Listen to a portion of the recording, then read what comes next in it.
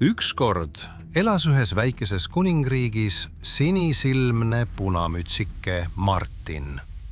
Tal oli suur unistus korraldada maailmas parempööre.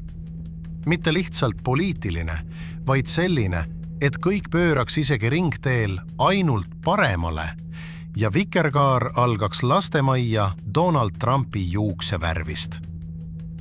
Martin kogus ümber enda jüngreid ja kuulutas: mu sõbrad, aeg on aususele lõpp teha. Kui tahad olla nagu meie iidol Trump, siis ära muretse. Varasta, võta, naudi. Kui sulle antakse Katari lennuk, mis maksab 400 miljonit, siis naerata ja ütle: see pole korruptsioon ega Trooja hobune. See on kingitus demokraatiale. Rahvas kuulas, lollid plaksutasid, teised panid pea käte vahele. Martin jätkas: kui rahvas hakkab nurisema, sülita neile näkku ja irvita. Nii teevad tõelised liidrid, nagu Donald. Vabadus tähendab teha, mida tahad, ja mitte kunagi vabandada.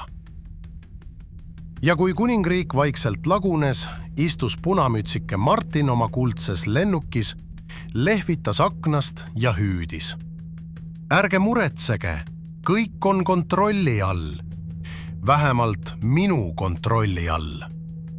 Ja mets vastas vaikselt: elas kord muinasjutt, mis ei olnudki enam muinasjutt.